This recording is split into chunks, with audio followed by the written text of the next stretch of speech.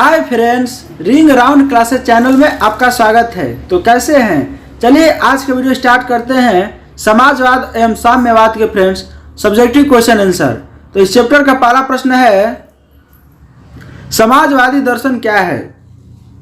उत्तर हो जाएगा फ्रेंड्स, समाजवाद उत्पादन में मुख्यतः निजी स्वामित्व की जगह सामूहिक स्वामित्व या धन के समान वितरण पर जोर देता है। ठीक है फ्रेंड्स, ये जो समाजवाद है ये अपना निजी स्वामित्व यानी अपने निजी भलाई के लिए कोई काम नहीं करता है, बल्कि सामूहिक समाज के लिए कार्य करता है। जैसे धन वितरण हुआ, ठीक है, अस्पताल बनाना या स्कूल बनाना आदि, इन सब पर जोर देता है। समाजवादी शोषण उन्मुक्त समाज की स्थापना चाहते हैं। ठीक है फ्रेंड्स, समाजवादी व्यवस्था में एक ऐसी अर्थव्यवस्था है जिसके अंतर्गत उत्पादन के सभी साधनों, कारखानों तथा विपणन में सरकार का एक अधिकार होता है। ठीक है फ्रेंड्स, जितने भी ये सब समाजवादी के लिए बनता है, जैसे अस्पताल हो गया, सरकारी अस्पताल या सरकारी स्कूल, उन सब में सरकार का अधिकार हो।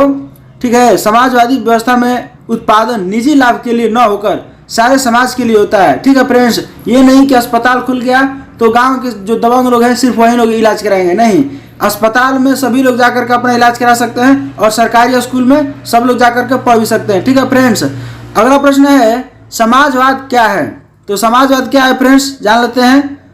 समाजवाद एक ऐसी विचारधारा है, ठीक है फ्रेंड्स, समाजवाद कुछ है नहीं, ये एक विचारधारा है, लोगों की सोच है जिसने आधुनिक काल में समाज को एक नया आयाम दिया है। ठीक है, समाजवाद मुख्यतः में उत्पादन में मुख्यतः निजी स्वामित्व की जगह यानी खुद की भलाई की जगह सामूहिक स्वामित्व के धन के वितरण पर जोर देता है, अर्थात समाज के कल्याण पर यह जोर देता है फ्रेंड्स। यह एक शोषण उन्मुक्त समाज की स्थापना चाहता है जिसमें किसी प्रकार का किसी निजी व्यक्ति को लाभ न होकर के सभी को एक समान लाभ प्राप्त हो, इसकी स्थापना करता है फ्रेंड्स समाजवाद। ठीक है, अगला प्रश्न है, साम्यवाद एक नई आर्थिक एवं सामाजिक व्यवस्था थी, कैसे? तो उत्तर हो जाएगा फ्रेंड्स, रूस में क्रांति के बाद नई सामाजिक आर्थिक व्यवस्था की स्थापना हुई है। ठीक है, सामाजिक असमानता समाप्त कर दी गई है, वर्ग विहीन समाज का निर्माण कर रूसी समाज का परंपरागत स्वरूप बदल दिया गया है। ये रूस को बता रहा है फ्रेंड्स कि जो वर्गहीन समाज के जो लोग थे उसमें रूस के लोगों को बहुत ज़्यादा दिक्कत होती थी, तो इन सारी चीज़ों को, भेदभाव को मिटा करके वहाँ पर एक समाजवादी, ठीक है, साम्यवादी एक समाजवादी जो व्यवस्था है, ठीक ना फ्रेंड्स, उसको लागू कर दिया गया है। ये बहुत इंपॉर्टेंट प्रश्न है फ्रेंड्स, आप लोग इसको ध्यान से देखिएगा क्योंकि हर बार परीक्षा में पूछता है।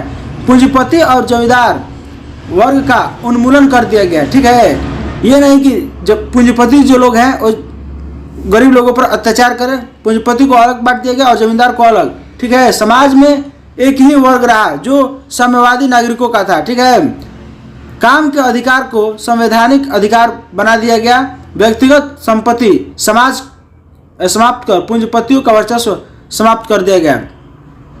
जब वहाँ पर संविधान आया फ्रेंड्स तो वहाँ पर जितनी भी व्यक्तिगत संपत्ति थी उसको समाप्त करके सरकारी संपत्ति बना दिया गया, जिससे पूंजीपति जो थे वहाँ के उनका वर्चस्व फ्रेंड्स समाप्त हो गया। ठीक है, देश के सारी संपत्ति का राष्ट्रीयकरण कर दिया गया।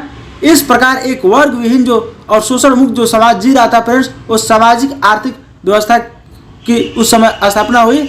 और इस प्रकार हम कह सकते हैं फ्रेंड्स कि रूसी क्रांति के बाद साम्यवाद एक आर्थिक और सामाजिक व्यवस्था हो गई। ठीक है फ्रेंड्स, क्योंकि उस समय से अब सारी जहाँ जितनी भी दौलतें थे फ्रेंड्स किसी एक व्यक्ति की निजी न होकर के उसको सरकारी घोषित कर दिया गया, मतलब सरकार का हो गया।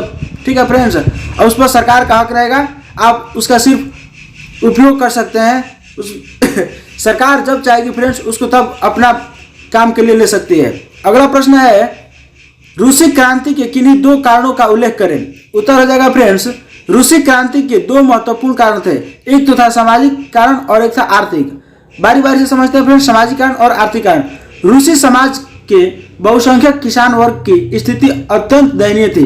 वहाँ पर जो रूस में थे फ्रेंड्स, जो किसान थे, जो निम्न वर्गीय थे, वो उनकी संख्या बहुत ज़्यादा थी और उनकी स्थिति बहुत दयनीय थी, मतलब बहुत उनका आर्थिक रूप से वो बहुत कमजोर थे फ्रेंड्स, मतलब कि उन्हें पूंजी का अभाव था।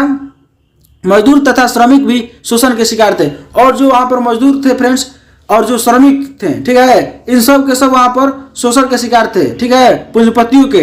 अतः किसान मजदूर जारशाही के विरोधी बन गए और ये जितने लोग फ्रेंड्स जो मतलब कि अर्थव्यवस्था से शोषित थे अपने अधिकार से वंचित थे, ये सब के सब क्या हुए, वहां के जार शाही। जार का मतलब होता है फ्रेंड सम्राट, रूस का जार का मतलब होता है सम्राट, ये ऑब्जेक्टिव प्रश्न में भी आता है। यानी वहां का राजा जो था उसके विरोधी बन गए फ्रेंड्स कौन, किसान और मजदूर।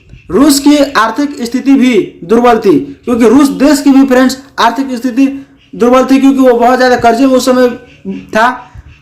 कृषि तथा उद्योग का समुचित विकास नहीं होने तथा युद्धों से, जो वहां पर युद्ध हो रहा था फ्रेंड्स, से रूस की स्थिति जो थी और दयनीय हो गई। ठीक है फ्रेंड्स, क्योंकि वहां पर जब प्रथम विश्व युद्ध हुआ और द्वितीय विश्व युद्ध हुआ, उस समय फ्रेंड्स रूस की जो सेना थी इसको इतनी ज्यादा हानि हुई कि मत पूछिए, क्योंकि रूस के पास उस समय फ्रेंड्स 15 लाख से भी ज्यादा सेना थी। ठीक है, लेकिन युद्ध के दौरान फ्रेंड्स उसकी सेना इतनी कम हो गई कि वो 7 लाख से भी कम हो गई। तो सोच सकते हैं फ्रेंड्स उसकी 8 से 9 लाख तक सेना उसकी युद्ध में मारी गई थी। किसी देश के पास फ्रेंड्स 5 लाख भी सेना नहीं थी और इसके पास 15 लाख सेना होते हुए ये सारा अपना सेवा गंवा दिया था फ्रेंड्स। इसलिए इसकी और जो थी स्थिति दयनीय हो गई और बेरोजगारी तथा गरीबी वहां पर और बढ़ गई फ्रेंड्स। ठीक है, इससे क्रांतिकारी भावना को बल मिला और वहां के जो लोग थे फ्रेंड्स वो इस चीज का लगे विरोध कर रहे, उनके अंदर एक क्रांतिकारी भावना उत्पन्न हुई कि हमारे देश के, हमारे भाइयों की जान जो है फ्रेंड्स, मतलब कि सरकार कैसी कितनी कमजोर है कि इनकी रक्षा नहीं कर पा रही है। ठीक है, आप लोग समझ रहे होंगे।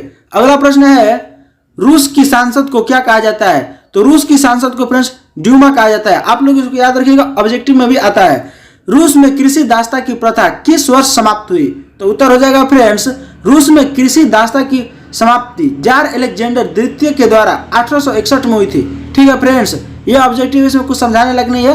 अगला प्रश्न है, रूस की क्रांति ने पूरे विश्व को प्रभावित किया, किन्हीं 2 उदाहरणों द्वारा स्पष्ट करें।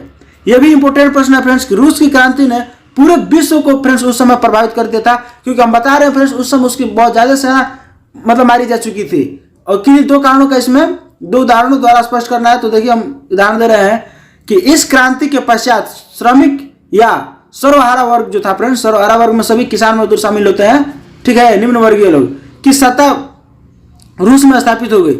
उस समय क्या हुआ कि जब उस कमजोर पड़ने लगा तो ये सब विरोध करके ये सब भी वहां का शासक बन गया फ्रेंड्स, गरीब किसान और मजदूर, इनकी रूस में सत्ता स्थापित हो गई तथा इससे अन्य क्षेत्रों में आंदोलन का प्रोत्साहन हुआ।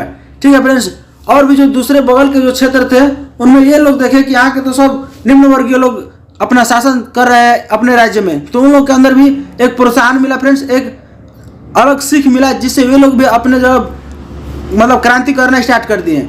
रूसी क्रांति के बाद विश्व विचारधारा के स्तर पर 2 खेमों में बट गया, एक पूर्वी यूरोप और एक पश्चिमी यूरोप।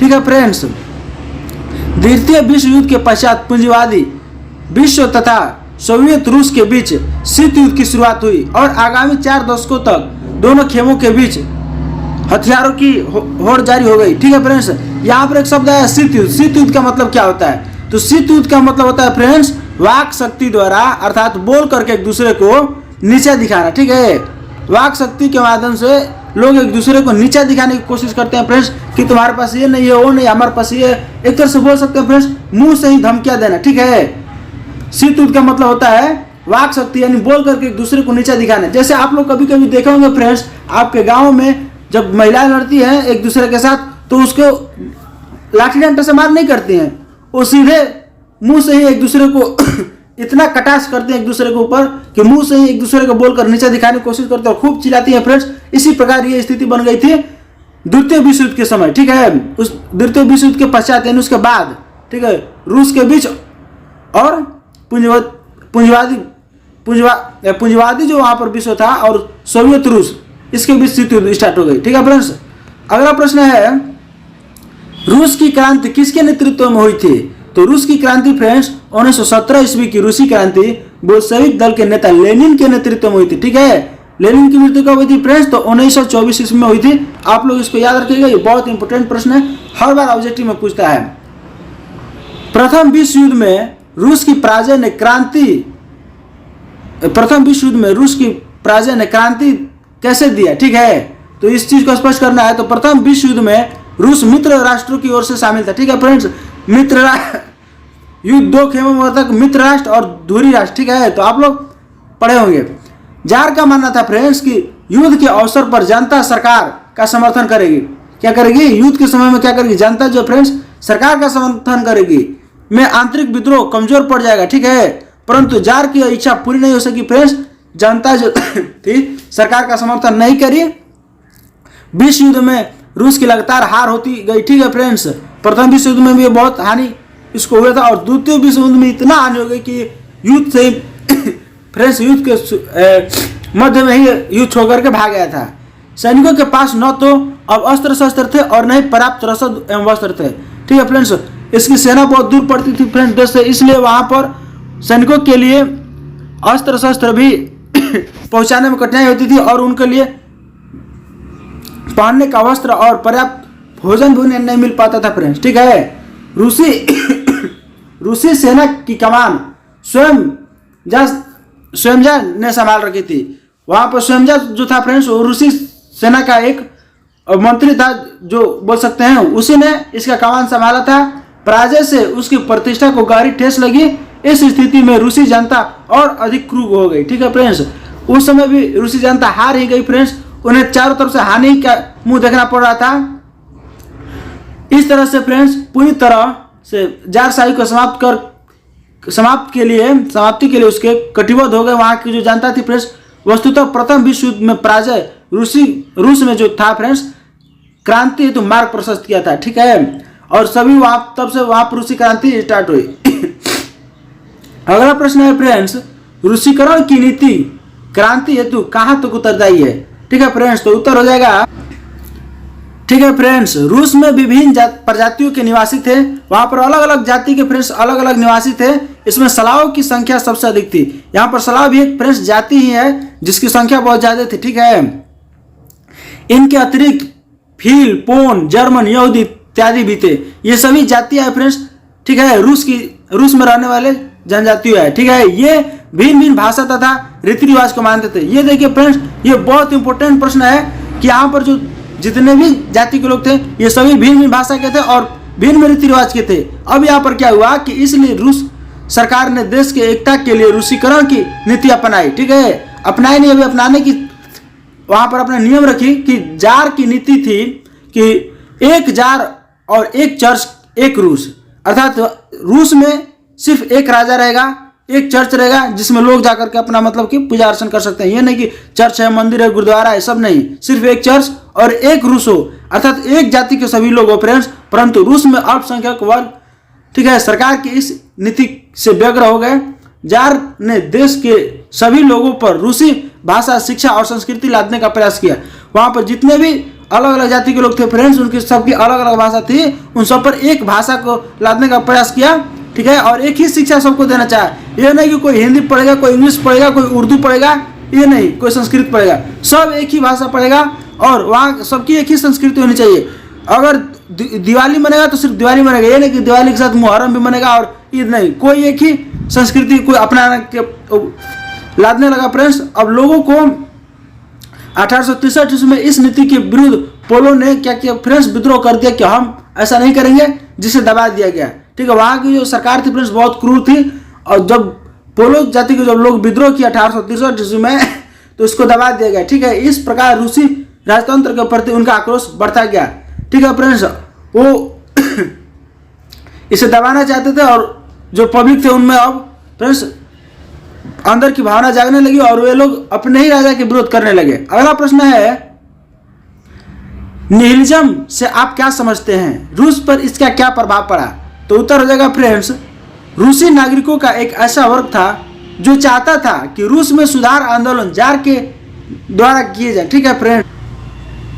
जार अलेक्जेंडर द्वितीय ने कई सुधार कार्यक्रम भी चलाए, ठीक है, इसके लिए कि कोई एक ही रूस का ही राजा हो फ्रेंड्स जो सुधार आंदोलन को अपनाए, ठीक है।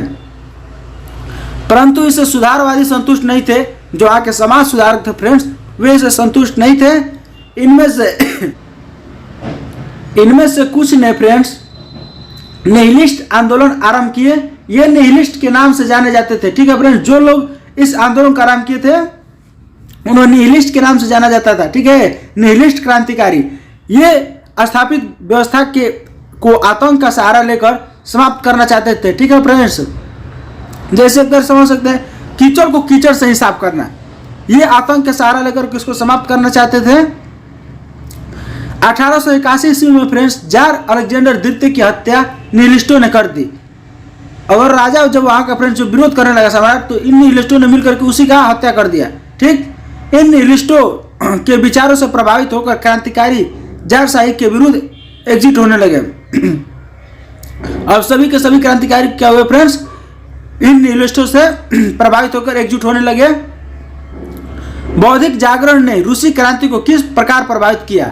ठीक है फ्रेंड्स, तो उत्तर हो जाएगा 19वीं शताब्दी के उत्तरार्ध में रूस में बौद्धिक जागरण हुआ। ठीक है, और जिसने लोगों का निरंकुश राजतंत्र के विरुद्ध बगावत करने की प्रेरणा दी। ठीक है फ्रेंड्स, अनेक विख्यात लेखकों और बुद्धिजीवियों जैसे वहाँ के जो दार्शनिक थे friends, Leo Tolstoy, Ivan Turgenev, Fyodor Dostoevsky, Maxim Gorky ने अपनी रचनाओं द्वारा सामाजिक अन्याय एवं भ्रष्ट राजनीतिक व्यवस्था का विरोध कर एक नए प्रगति समाज का निर्माण का आह्वान किया। ठीक है फ्रेंड्स, रूसी लोग विशेषतः किसान और मजदूर कार्ल मार्क्स के दर्शन से गहरे रूप से प्रभावित हुए। वे शोषण और अत्याचार के विरुद्ध संघर्ष करने के लिए तत्पर हो गए। ठीक है फ्रेंड्स, ये सब की जो भावना थी फ्रेंड्स, ये जितने भी दार्शनिक है फ्रेंड्स, ये सब ने अपने रचना से क्या किया, रचना के द्वारा समाज में अन्याय के और भ्रष्टाचार के खिलाफ मतलब ग्रंथ लिखा, जिससे फ्रेंड्स लोगों को प्रभावित हुए लोग। अगला प्रश्न है फ्रेंड्स, नई आर्थिक नीति मार्क्सवादी सिद्धांतों के साथ कैसे समझौता थी। उत्तर हो जाएगा साम्यवादी व्यवस्था में व्यक्तिगत संपत्ति की अवधारणा नहीं थी। ठीक है, परंतु लेनिन ने तत्कालीन परिस्थितियों को ध्यान में रखते हुए किसानों को जमीन का स्वामित्व दिया। व्यक्तिगत स्वामित्व में आंदोलन चलाने का भी अधिकार नई आर्थिक नीति में दिया गया। स्पष्टतः यह नीति मार्क्सवादी सिद्धांतों के साथ समझौता थी फ्रेंड्स, परंतु इससे सोवियत संघ की अर्थव्यवस्था में सुधार हुआ। कभी कभी गलत काम भी फ्रेंड्स आपको सही अंजाम दे जाता है। ठीक है, अगला प्रश्न है स्टालिन का परिचय दीजिए। तो उत्तर जगह फ्रेंड्स, लेनिन के बाद सत्ता स्टालिन के हाथों में आई। ठीक है, सोवियत संघ ने विकास के लिए उसने 3 पंचवर्षीय योजना द्वारा औद्योगिकरण को बढ़ावा दिया, कृषि शिक्षा में सुधार किया तथा श्रमिकों की स्थिति को बेहतर बनाने का प्रयास किया। ठीक है फ्रेंड्स, जो स्टालिन था वहां पर कृषि में सुधार किया, शिक्षा में सुधार किया तथा वहां पर जो श्रमिक मजदूर थे फ्रेंड्स, उनकी स्थिति को बेहतर बनाने का प्रयास किया। जो उनकी मजदूरी मान लीजिए अगर 200 रुपया थी तो उसको बढ़ा करके 300 रुपया तक कर दिया। ठीक है, यही मतलब होता है बेहतर सुधार किया। साथ ही उसने ऐसी नीति बनाई जिससे सर्वाधिकारी शासन की स्थापना हुई, अर्थात सभी शासन के अधिकारी बन गए। ठीक है फ्रेंड्स, अगला प्रश्न है 1917 की बोल्शेविक क्रांति एक सर्वहारा क्रांति थी, स्पष्ट करें। उत्तर हो जाएगा फ्रेंड्स 1917 की जो बोल्शेविक क्रांति थी, ठीक है, क्रांति के पश्चात रूस ने सर्वहारा वर्ग को अनेक सुविधाएं प्राप्त हुई। इसके फलस्वरूप उनको अनेकों अधिकार मिले। ठीक है, किसान और मजदूरों को मतदान के अतिरिक्त अन्य राजनीतिक अधिकार भी मिले फ्रेंड्स, कि जो आप किसान और मजदूर है वे मतदान के साथ साथ व्यक्तिगत संपत्ति की समाप्ति तथा उद्योग के राष्ट्रीयकरण किया गया। ठीक है, जिसमें एक वर्गहीन समाज का निर्माण तथा सामाजिक समानता का स्थापना हुई। ठीक है फ्रेंड्स, इन परिवर्तनों से रूस में जो क्या था फ्रेंड्स, रूसों में किसानों और मजदूरों का सम्मान बढ़ा इस क्रांति के फलस्वरूप, बोल्शेविक क्रांति के फलस्वरूप। ठीक है फ्रेंड्स, किसान को और मजदूर को उनका अधिकार मिला और उनका सम्मान बढ़ा, इसलिए 1917 की जो क्रांति थी फ्रेंड्स, बोल्शेविक क्रांति जिसके नाम से हम जानते हैं, यह सर्वहारा क्रांति कहा जा सकता है, क्योंकि इसमें सर्वहारा वर्ग के लोगों को अधिकार मिला। अगला प्रश्न है फ्रेंड्स, सर्वहारा वर्ग किसे कहते हैं। तो उत्तर हो जाएगा सर्वहारा वर्ग समाज का वैसा वर्ग है जिसमें किसान, मजदूर एवं आम आदमी शामिल रहते हैं। ठीक है फ्रेंड्स, मार्क्स के अनुसार सर्वहारा वर्ग मजदूरों तथा श्रमिकों का एक ऐसा वर्ग था जो सुविधाहीन था। ठीक है, सुविधाहीन, उनको किसी प्रकार की कोई सुविधा नहीं थी। नए सरकारी स्कूल में जाकर के वे पढ़ सकते थे, नए सरकारी अस्पताल में अपना इलाज करा सकते थे। जिसे कोई अधिकार प्राप्त नहीं था। यह पूंजीपतियों द्वारा शोषित और उपेक्षित वर्ग था फ्रेंड्स, और इनका शोषण पूंजीपति लोग करते थे, दिन दिन भर काम कराते थे और मजदूरी बहुत नहीं के बराबर देते थे। ठीक है, तो ये होता है शोषण पूंजीपतियों द्वारा। अगला प्रश्न है फ्रेंड्स, शीत युद्ध से आपका क्या अभिप्राय है। ठीक है फ्रेंड्स, हम आपको पहले ही बताएं, एक बार और बता दे रहे हैं कि शीत युद्ध प्रत्यक्ष युद्ध ना होकर के, ठीक है, वाक द्वंद्व द्वारा होता है। ठीक है, इसमें लोहा लाठी नहीं होता फ्रेंड्स, इसमें एक दूसरे को, दूसरे राष्ट्र को नीचा दिखाने का वातावरण है। जब दो देशों के बीच जब फ्रेंड्स शीत युद्ध होता है तो एक देश दूसरे देश को क्या करता है फ्रेंड्स, नीचा दिखाने का वातावरण है। द्वितीय विश्व युद्ध के पश्चात यानी द्वितीय विश्व युद्ध के बाद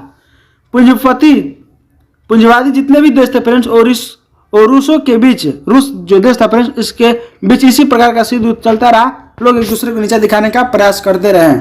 रास्पुटिन कौन था फ्रेंड्स, तो रास्पुटिन जार निकोलस द्वितीय का गुरु था। कौन था ये गुरु था, जो एक भ्रष्ट बनाम एवं रहस्यमयी पादरी था। इसको भ्रष्ट पादरी के नाम से भी जाना जाता है फ्रेंड्स। ऑब्जेक्टिव क्वेश्चन आता है कि रास्पुटिन कौन था, तो यह एक भ्रष्ट पादरी था। ठीक है, अगला प्रश्न है खूनी रविवार क्या है। ये बहुत इंपोर्टेंट प्रश्न है फ्रेंड्स, ये MVVI है। ठीक है, आप लोग इसको अच्छे से क्लियर कर लीजिएगा।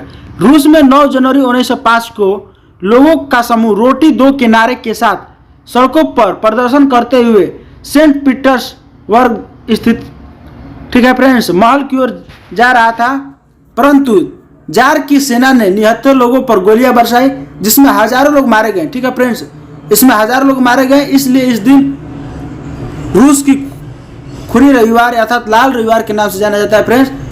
वहाँ का सोचिए फ्रेंड्स, वहाँ का जो जार था वो कितना क्रूर था, जो अपने ही जनता पर 79 लोगों पर गोले चलाई। जो कि जनता वहाँ पर अपने अधिकार की मांग करने गई थी, अपने रोटी की मांग करने गई थी, जो वहाँ पर गरीबी थी। ठीक है फ्रेंड्स, रॉबर्ट ओवन का संक्षिप्त परिचय दें। उत्तर देगा फ्रेंड्स, इंग्लैंड में समाजवाद एवं समाजवाद का प्रवर्तक रॉबर्ट ओवेन को माना जाता है। ठीक है फ्रेंड्स, इंग्लैंड में समाजवाद का प्रवर्तक किसे माना जाता है, तो रॉबर्ट ओवेन को माना जाता है। यह ऑब्जेक्टिव प्रश्न में भी आता है फ्रेंड्स, आप लोग इसको अच्छे से याद कर लीजिएगा। इंग्लैंड में औद्योगिक क्रांति के परिणाम स्वरूप श्रमिकों के शोषण को रोकने हेतु, ठीक है,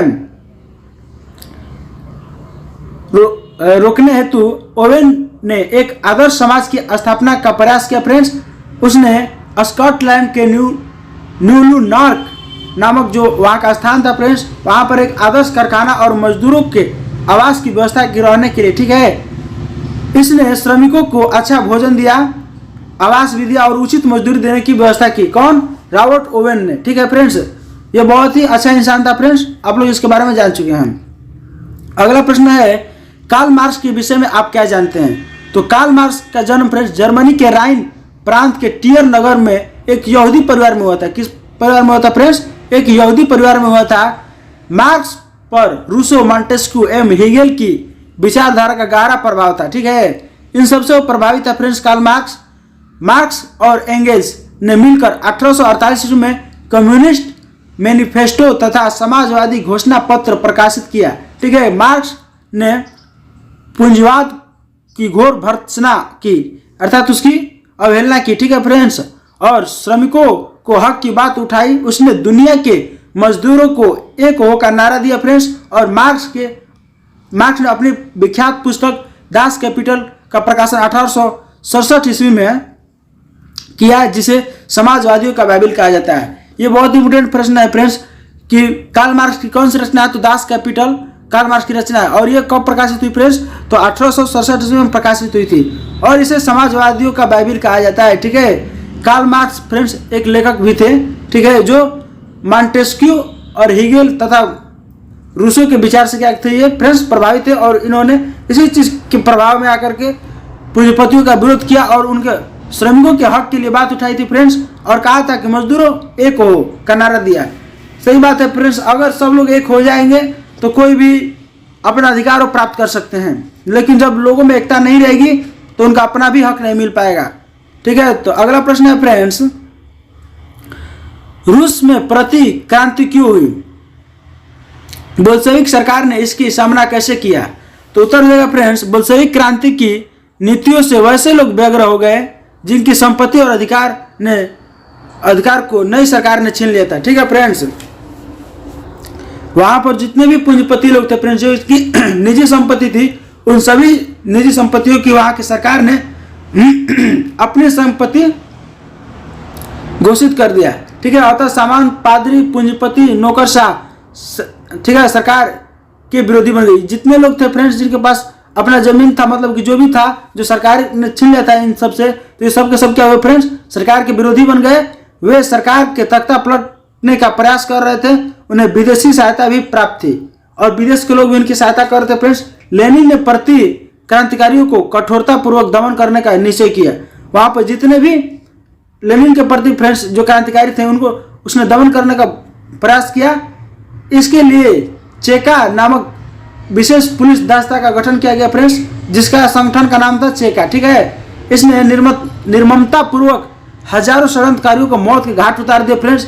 चेका के लाल आतंक ने षड्यंत्रकारियों की कमर तोड़ दी फ्रेंड्स। ठीक है, तो आप लोग समझ गए होंगे कि वहां की जो लेनिन था फ्रेंड्स, ये भी कितना क्रूर था। अगला प्रश्न है 1917 ईस्वी की क्रांति के समय रूस में किस राजवंश का शासन था फ्रेंड्स? इस शासन का स्वरूप क्या था? उत्तर हो जाएगा 1917 ईस्वी की क्रांति के पूर्व रूस में रोमानोव वंश का शासन था। किसका शासन था फ्रेंड्स? तो रोमानोव वंश का शासन था। इस वंश का शासन का स्वरूप स्वेच्छाचारी राजतंत्र था, यानी इच्छा के ऊपर जो राजतंत्र होता है फ्रेंड्स, उसी को स्वेच्छाचारी राजतंत्र कहा जाता है। रूस का सम्राट जार अपने आप को ईश्वर का प्रतिनिधित्व समझता था। उसके अंदर फ्रेंड्स बहुत ज्यादा घमंड था। ठीक है, वह सर्वशक्तिशाली था क्योंकि वो तो राजा ही था फ्रेंड्स, तो उसके पास उस देश के सारे अधिकार प्राप्त थे जो एक आम नागरिक को वो अधिकार प्राप्त नहीं होते हैं। ठीक है, तथा राज्य की सारी शक्तियां उसी के हाथों में केंद्रित थी। राज्य के अतिरिक्त वह रूसी चर्चा का भी प्रधान था। ठीक है, रूसी चर्च का भी प्रधान था फ्रेंड्स। प्रसाद जार और उसके अधिकारियों से त्रस्त था। जो प्रसाद देश था फ्रेंड्स, वो रूस के जार और उसके अधिकारियों से क्या था, वो ग्रसित था, मतलब शोषित था, तो भी इसके विरोध में इंतजार कर रहा था। ठीक है, अगला प्रश्न है मेनसेविकों और बोल्शेविकों के विषय में आप क्या जानते हैं? ये बहुत इंपॉर्टेंट प्रश्न है फ्रेंड्स कि रूस की बोल्शेविक क्रांति मेनसेविकों और बोल्शेविकों के बीच सत्ता संघर्ष का परिणाम था। ये क्या था? एक परिणाम था फ्रेंड्स, जिसमें रूस में राजतंत्र की समाप्ति के बाद मेनसेविक दल के नेता केरेंस्की के हाथों में आ गई। ठीक है, यानी राजतंत्र जो रूस में राजतंत्र था फ्रेंड्स, उसके समाप्ति के बाद मेनसेविक दल के जो नेता केरेंस्की था फ्रेंड्स, इसके हाथों में वहां की दल सत्ता आ गई, परंतु उसकी सरकार अलोकप्रिय थी। लोगों को उसकी सरकार क्या थी फ्रेंड्स? पसंद नहीं थी। मेनसेविक, ठीक है, मेनसेविक संवैधानिक रूप से देश में राजनीतिक परिवर्तन चाहते थे तथा मध्यम वर्गीय क्रांति के समर्थन थे, परंतु बोल्शेविक क्रांति के द्वारा परिवर्तन लाना चाहते थे। वे अकेले इन चीज को नहीं कर पाना चाहते थे फ्रेंड्स, इसलिए वे बोल्शेविकों का सहारा लेना चाहते थे, जिसमें मजदूर की विशेष भूमिका हो। बोल्शेविक दल का जो नेता था फ्रेंड्स, वो लेनिन ने ट्रटस्की की सहायता से केरेंस्की की सरकार का तख्ता पलट दिया। ठीक है फ्रेंड्स, और उसका फायदा उठाया। वो उससे मदद लेना चाहता था तो वो मदद न देकर फ्रेंड्स उसकी सत्ता को खुद बोल्शेविकों ने अपना लिया और उसको धोखा दे दिया, एक तरह से आप बोल सकते हैं। अगर मान लीजिए फ्रेंड्स देश में कोई बड़ी विपत्ति आ जाए तो उसमें सिर्फ सरकार उस विपत्ति का अकेले सामना नहीं कर सकती है। उस विपत्ति का सामना करने के लिए हम सभी जनता का भी हक बनता है फ्रेंड्स कि हम उसमें बढ़ चढ़ करके भाग ले और उस परिस्थिति से लड़े। ये नहीं कि सिर्फ सरकार लड़ेगी। तो वही था फ्रेंड्स, यहाँ पर जो मेनसेविक थे ये अकेले क्रांति लाने में असक्षम थे, इसलिए बोल्शेविकों का सहारा लेना चाहते थे। लेकिन बोल्शेविक इसका फायदा उठाया क्या? मेनसेविकों को राजतंत्र से ही हटा दिया और अपना राज्य कायम कर दिए। अगला प्रश्न है क्रांति के पूर्व रूसी किसानों की स्थिति कैसी थी?